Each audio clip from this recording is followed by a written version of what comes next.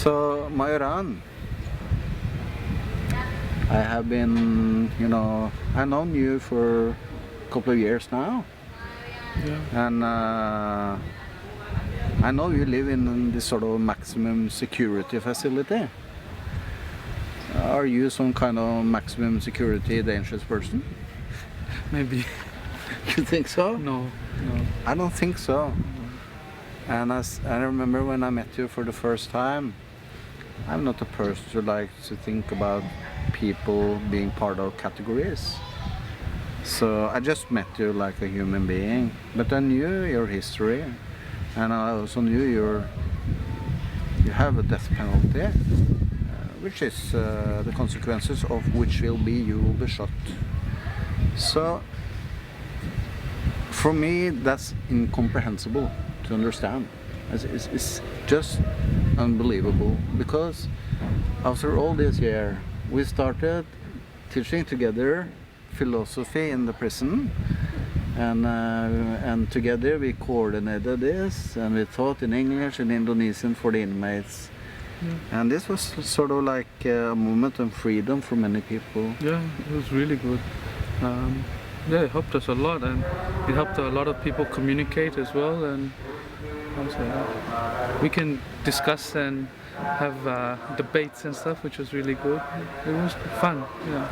And they were also ethically oriented. Yeah. The problem of evil. But what I'm often thinking about is the problem of goodness, because outside, we often talk about what's the reason for evil, stuff like this. But when I'm here and meet you, I always think about the problem of goodness, because when I meet you, I meet a sympathetic person, good person with a lot of qualities, using your creativity, and you're also very empathic and sympathetic, helping other people. I also talk to people and they tell me, you help them quit smoking shabu shabu, which is the methamphetamine. You help them in all these ways. And you have been here for how many years now? 9 years and 25 days. So, how do you think your life has changed during these years? Changed a lot. The first, 5 years, I guess, I didn't really do much with my life. Yeah, it was pretty much, spent inside the prison. I pretty much woke up every morning. I did some sport. I ate. I waited till lockdown, and then wake up the next day again and repeat it again. And then occasionally they have somebody visit me.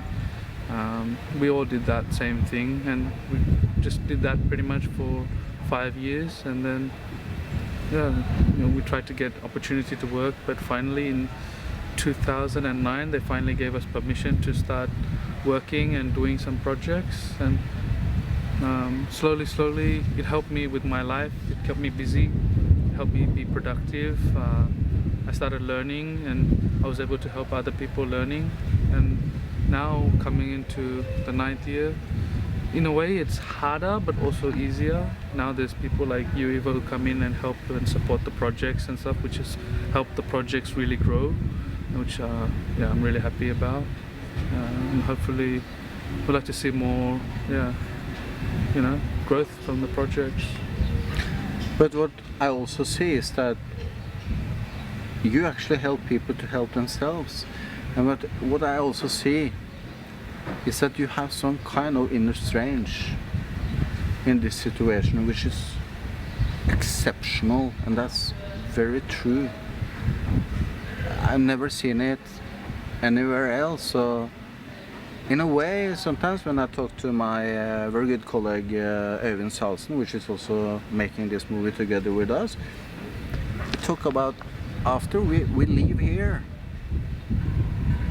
we're less pessimistic than we were when we drank the coffee in the restaurants outside, because there's some qualities you have and other people's in this prison which shows me that under the extreme circumstances, people not necessarily fight or they ruin each other, they actually help each other, and they find some strange. Can you describe where do you get this psychological strength to live your life in this constructive way? I mean, in my eyes and in very many other people's eyes, you are rehabilitated. You know, in Norway you would have been out of prison a long time ago. Yeah, that's what a lot of people say. But we're here, so I don't know. Yeah. But where do you get? Where do you get your calm, intellectual, and also a sympathetic way to live a life under these circumstances? Where does it come from? I don't know, just trying, I guess, and the people around me. So the more I interact with people, the more better I want to become, and the more better I want to help, my friends become as well. Sort of, my life previously was sort of just, I was very selfish, and I was thinking more about myself only, and I wanted to be successful in life, and the way I went about it, I would guess, the way to become successful in that sort of way with drugs and stuff is becoming successful or rich, but by destroying somebody else, But in a way, I still want to be successful, I still want to better myself, but I want to do it in a way that I can, help somebody and encourage that person to do better, and not just help that person, but I want that person to then go on and do something as well. Like inside here, it's like before it was just me sort of doing everything and pushing people, but now there's like a few other people who have stepped up and started to show leadership as well, and now they're going out and helping people and trying to do these things, and slowly I hope, it takes time, but slowly hopefully it will become bigger. Painting and stuff is making them more creative and thinking that they can do something with their lives other than what life is like inside a prison. It sort of helps them escape. Some people are very serious, want to make a career of painting. For some other people, it's sort of more of escape, meditation.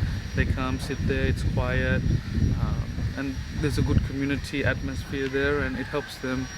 And we have the silver workshop, we have the Microsoft Office, which is starting to get popular now, and the design graphics, which Ali's participating in, and he's starting to, from not being able to use a computer, now he can design t-shirt designs, he can use CorelDRAW, Photoshop, and he hopes to be able to, when he gets out, hope to go back to Iran and start a t-shirt business, and what your life would have been like if you get free, if you did it something different, how your life would have been, you think about all these tangents that your life could have gone on, and then you think about it and you think, how could I got there, how could I have gotten this if I did this differently, everybody does that when they're sitting, in their room with nothing to do for 5 years. You do a lot of thinking, and you think about how to achieve, these things, and I don't know, somehow it's only through helping people that I found it, that to put something back into this life, inside here, I can't do much else, I can be, just sitting around and do nothing. I can be destructive, or I can be productive. Those are the three only choices that I have inside here, and the only way I found out is being productive that makes me happy, and working, helping people, it actually makes me happy. I think if I was, to go the third way, the destructive way, I don't think I would have been happy. I probably might have had more stuff, I probably would have got more privileges maybe, but I don't think it would have made me happy. That's very interesting, because it's like you can choose what kind of life you want, and you have chosen this very positive way of living. It's actually very difficult. I don't know, most people can tell you, but it's actually easy. The easiest things to do inside a prison is to either do nothing or go down the bad way. It's more acceptable. Doing something good and productive is very difficult in prison. I It's know. very What hard. do you think I would if I would suddenly did something? I went here. What do you think I would do in prison? I think you'd do something good. Yeah. I really hope so, Myuran, but I really don't know. Maybe No, I would think just you would. be in this corner, banging my head towards the wall. No, How you can would. you know, Yeah. But what I see in you is that I don't see the hate in you. You're here. Do you feel hate towards the people No. who gave you the death penalty? No, I accept what I did was wrong, and I know that I should be punished for it. But I do think that the death penalty is too excessive, and that I should given a chance. I've demonstrated that I can do good and be good, and I think I could do a lot of good in the outside if I did ever go free. It's not like I'm just going to go back and after all this can just sit and be somewhere. I would want to do stuff, like work and make good stuff and help people. That's what I was hoping to do.